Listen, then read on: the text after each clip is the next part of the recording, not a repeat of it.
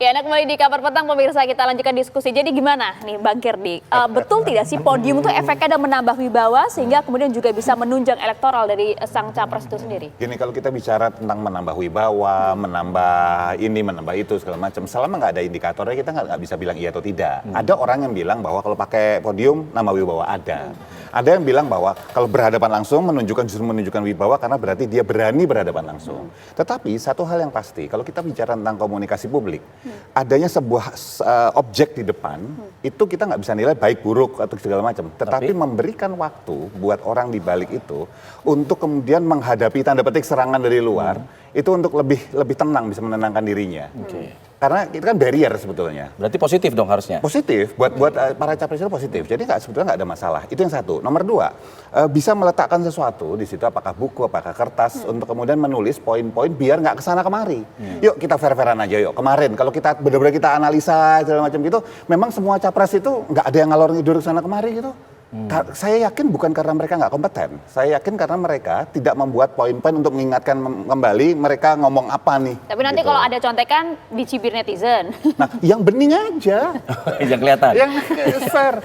Dan kalau misalnya kita bicara mau fair-fairan ya, mau fair-fairan, segala yang ditampilkan di situ. Kan dulu waktu Pak Jokowi, saya masih ingat banget, dibilang ada yang pakai apa namanya, earpiece lah segala macam. Kalau perlu cek dulu semuanya udah aman segala macam, itu ditunjukkan kepada rakyat supaya nggak ada dispute. Oke. Nah, bicara masalah wibawa juga kan kita bicara masalah penampilan dari para kandidat capres ini. Dan kita lihat tampilannya punya ciri khas masing-masing nih. Ada yang pakai jas, ada yang pakai kemeja berwarna, ada yang pakai kemeja putih bertuliskan kata-kata, satset dan segala macam gitu ya. Nah, kalau menurut Bang Ciko, apakah memang kemudian ini sesuatu hal yang memang sudah dikonsep sendiri-sendiri, pakai hal seperti itu lebih baik atau justru diseragamkan kalau menurut Bang Ciko? Satu ya, menurut kami apa yang sudah dipakai oleh Pak Ganjar dan para paslon lain saya rasa juga selalu dipikirkan ya dan pikirkan matang-matang. Seperti Pak Ganjar juga menggunakan baju yang dengan tulisan-tulisan satset, tas ini kan juga bagian dari slogannya gitu ya, gercep lah, gerak cepat, dan sepatu yang dikenakannya juga kan luar biasa sekali ya, itu dari karya anak bangsa dan memang itu menjadi simbol keberpihakan pada produk-produk lokal. Nah, tapi kembali lagi itu juga masukan menarik ketika kita bicara apakah diseragamkan saja ya, itu kembali lagi bahwa kami siap. Tapi saya ingin kembali ke belakang dulu. Boleh. Saya ingin mengkritisi KPU dulu sedikit nih. Jadi KPU ini kan kayaknya pingin tampil beda. Saya 25 tahun berada di dunia politik ya, saya mengamati dan juga berada di partai-partai politik, saya belum pernah melihat ajang debat seperti ini gitu ya. Itu seperti di oktagon nih UFC ya, dia pada berdiri semua tanpa ada barrier yang tadi dikatakan tadi, tanpa ada podium dan lain-lain, dan ditonton begitu ramai orang yang bisa menyorak-nyoraki. Nah, ini yang agak menurut saya juga kurang kurang pas lah ya. Ini debat capres dan cawapres, bukan tontonan-tontonan hura-hura ya kan, tapi juga saya setuju juga bahwa memang esensi yang paling penting. Tapi kembali lagi, selain itu ini satu hal lagi, bahwa debat ini juga harus bisa menunjukkan soal gestur, soal kestabilan emosi dari para capres dan cawapres ya. Untuk berdiri selama hampir 2 jam, rakyat juga perlu menilai itu, bukan hanya menilai substance. Karena kalau kita bicara substance, selama musim kampanye ini banyak kesempatan mereka untuk membicara substance. Diundang di akademisi, diundang di universitas, itu juga bisa ada live-nya juga, ada di YouTube-nya juga. Itu juga. Tapi debat capres yang ditonjolkan di KPU ini justru saya rasa harus juga memperlihatkan secara utuh si capresnya. Saya kasih contoh misalnya. Karena banyak sekali orang kecolongan nih milih presiden. Ketika orang mau milih Joe Biden misalnya, mungkin karena mereka kurang lama melihat gerak-gerik Joe Biden yang sudah cukup tua itu ya kan, mereka nggak tahu bahwa Joe Biden tuh sebenarnya agak-agak demensia menurut saya. Gitu. Ada hal-hal yang dia ketika dia lama berada di podium atau berbicara lama di event-event setelah dia menjadi presiden, rakyatnya baru sadar bahwa nih orang udah terlalu tua untuk menjadi presiden. Nah, ini yang harus bisa juga dipertontonkan di debat capres. Oke, termasuk juga masih konsisten dengan usulan menggunakan podium itu ya, walaupun dibantah tidak ada ukuran Bang wibawa atau tidak, awkward atau tidak. Enggak, saya rasa itu pakem yang agak umum ya. Jadi KPU jangan selalu pingin tampil beda lah gitu ya, dengan bola-bola undian itu juga itu tampil beda sekali, ya kan? Itu bukan pada tempatnya saya rasa. Baik. tadi sudah menyinggung sedikit masalah usia nih. Sepertinya ada agak-agak nyenggol ke pasangan yang di tengah nih. Bang Aceh ada tanggapannya? Takutnya kemudian apa yang dikhawatirkan oleh Kang Ciko nih? Silakan. Saya sih selagi sesuai dengan konstitusi dan memang sudah disahkan oleh KPU, tentu kita harus menghormati gitu ya, karena bagaimanapun mereka telah, atau capres maupun cawapres ini telah memiliki legalitas untuk menjadi calon presiden ya.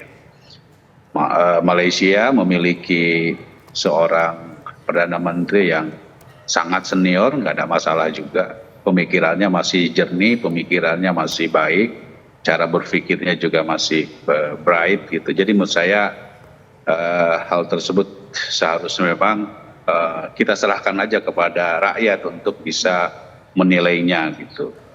Nah, pertama itu. Yang kedua, lagi-lagi ingin saya katakan bahwa yang namanya debat capres ini kan debat untuk mendalami tentang apa gagasan-gagasan, program-program yang ditawarkan kepada masyarakat. Jadi bukan seperti cerdas cermat gitu ya, yang untuk kalah menang pada hari itu. Kan masyarakat juga pasti pada saat mereka mendengar dan melihat apa yang disampaikan oleh capres-cawapres itu kan akan mengendapkan terlebih dahulu gagasan-gagasannya tersebut. Apakah gagasannya itu betul-betul bisa dilaksanakan gitu ya? Apakah hanya sekedar untuk misalnya bagaimana melakukan akrobatik diksi gitu ya, yang justru bisa menimbulkan substansinya menjadi hilang gitu. Kang Aceh. Nah, tetapi yang ya. Tadi juga kan disampaikan kalau untuk gagasan, visi misi itu kan sudah ada ruang-ruang lain nih di luar debat KPU begitu kan. Ada ruang lain sudah bisa dipergunakan. Melihat kondisi emosional, melihat kondisi gestur dan sebagainya menjadi hal yang penting juga tadi dikatakan oleh Mas Ciko. Tanggapan? Sepakat nggak? Iya, begini ya. Menurut saya sekali lagi biarkan masyarakat untuk bisa menilai dari soal format dan lain-lain. Tentu kita harus bisa menyesuaikan dengan apa yang paling ideal yang mau kita berikan kepada masyarakat gitu.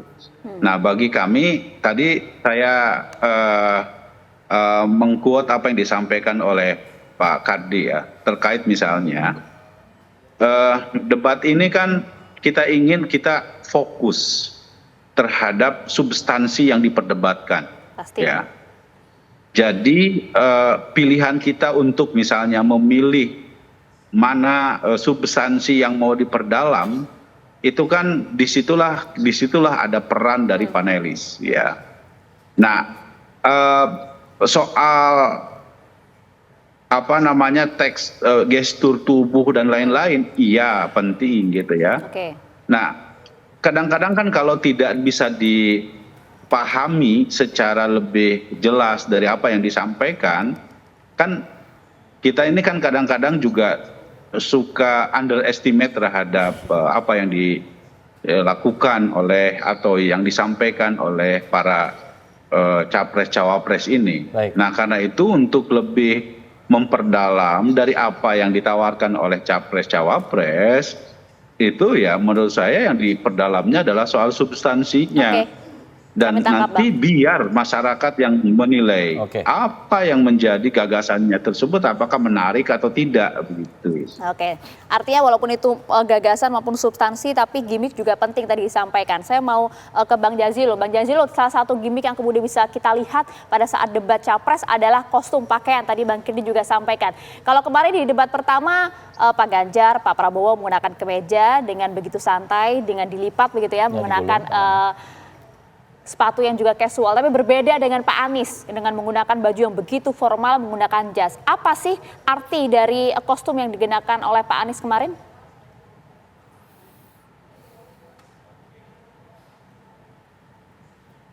Bang Jazilul, di-on-kan dulu audionya boleh dinyalakan?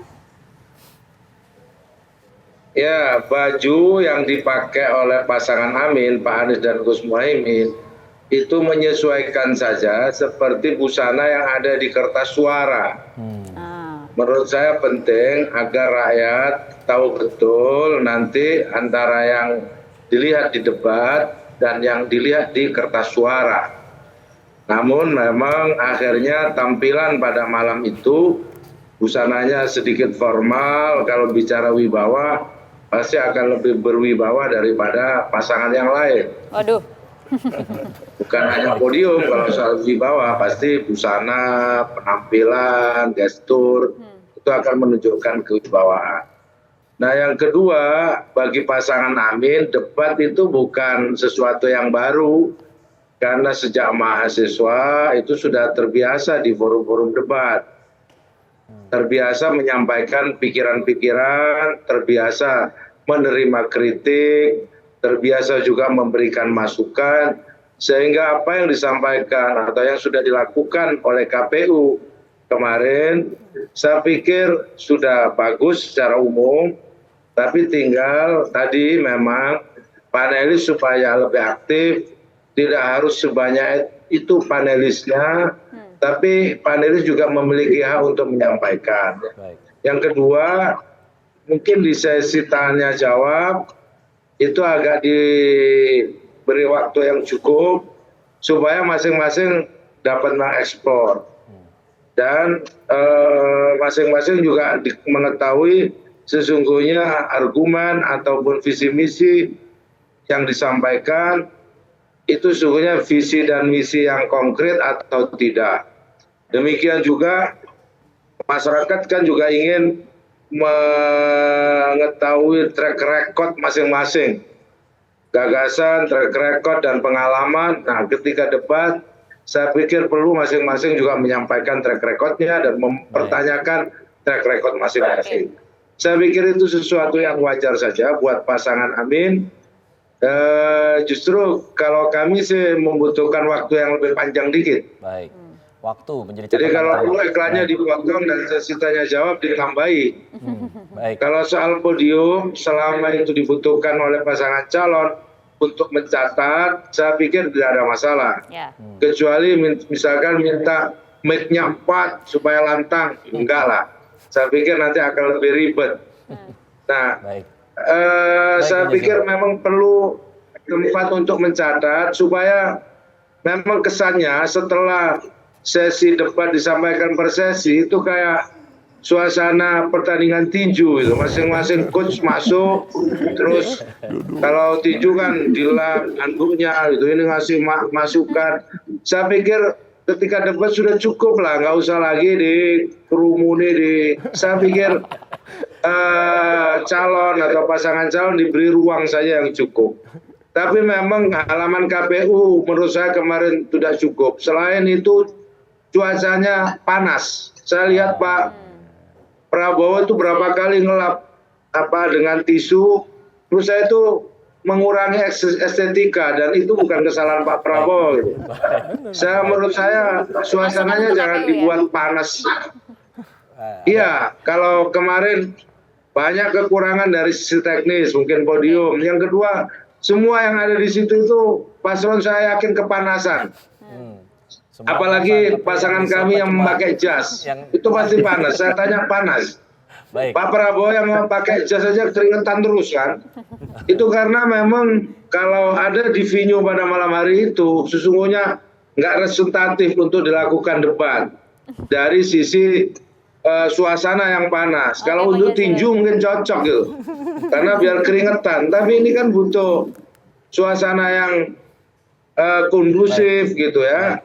Ruangan yang kondusif, cuaca ruangan juga yang harus kondusif. Baik. Saya pikir itu menjadi pelajaran buat KPU ya, supaya paslon tidak lap-lap keringat terus. Sedangkan pasangan kami menahan untuk ngelap keringat kan gitu. Baik. Untuk estetika. Jadi itu menjadi koreksi yang menurut saya publik akan melihat. Baik. Ini kok nggak profesional ya debatnya gitu. Sementara harus butuh tisu, butuh itu, nggak ada meja, nggak ada tempat tisu, ngambil di saku kan kurang pas gitu maksud saya. Ya, semoga dicatat oleh KPU. Untuk koreksi lah. Ya, terima kasih Bang Jazilul. Baik, terakhir Terakhir Ya. mungkin Bang Kirdi untuk menanggapi mengenai apa yang kemudian dikenakan dan ditampilkan Catatan-catatan dan lain-lain. catatan akhirnya. Sebetulnya gini, kalau kita bicara tentang apa yang dikenakan, itu kan sama sekali sebetulnya nggak esensi. Tetapi kalau kita lihat dari sudut pandang lain, sesuatu yang tidak esensi itu kemudian yang jadi bahan jualan paling besar jadinya, gitu loh. Jangan sampai, ini tadi bilang ya, ada yang menarik kata-katanya bahwa yang pakai jas gitu lebih Lebih wibawa katanya. Yang lain Wibawa enggak. itu indikatornya apa? Betul kalau misalnya, coba perhatikan bahwa banyak orang Indonesia, kalau orang pakai baju mentereng dikit gitu ya, oh keluar mobil mewah gitu, akan lebih dihormati dikasih parkir lebih depan misalnya seperti itu. Pertanyaan saya, apakah ada konglomerat kita yang datangnya pakai mobil yang biasa-biasa saja? Ada. Duduk di belakang. Bukan berarti dia orang nggak berwibawa yang rekeningnya digitnya jauh lebih besar mereka gitu. Tapi masyarakat Indonesia sangat disayangkan melihat itu. Jadi buat saya sangat tidak fair kalau misalnya tidak disetarakan semuanya. Jadi kita lebih fair. Kalau misalnya kita bicara di negara-negara lain yang masyarakat sudah sangat dewasa. Saya nggak terima lagi kata-kata masyarakat kita sudah pintar. Setuju, masyarakat kita sudah banyak yang pintar. Sepakat. Banyak, bukan semuanya. Lebih banyak lagi yang cuman masih, iya oke lah ikut, figur yang dia hormatin ikut aku milih apa? Milih ini, oh iya deh gitu. Oh ini lebih kelihatan keren, lebih kelihatan ini lebih kelihatan, iya deh gitu. Oh ini lebih lucu, iya deh gitu. Nah biar itu nggak terjadi, fair, benar-benar esensi bagus, substansi oke, dan kemudian bisa membawakan dan melaksanakannya nanti, samain aja semua. Menurut saya. Diseragamkan itu dengan seperti apa? Apakah kemudian formal? Wah itu kan KPU yang berhak kalau gitu ya. Kalau menurut Bang Kirdi seperti apa harusnya? Kalau buat saya, sesuatu yang mencerminkan negara kita, kalau pakai jas kan luar nih. Dan masing-masing kan gimmicknya, ada yang pakai kemeja, ada segala macam. Batik, dah selesai. Baik, terima kasih. Semua ini menjadi catatan ya bagi KPU ya. Apakah kemudian ada perubahan? Kita tunggu saja seperti apa. Terima kasih Bang Terima Ciko, kasih. terima Thank kasih you, Bang thank Jazil, you, terima kasih thank Kang you. Ajeng, terima kasih Bang Kirdi sudah Terima kasih, bergabung Bang Jazil. di Bang Jazil. Bang Jazil. Sehat selalu Bapak, terima kasih. Gus Jaji, teman-teman.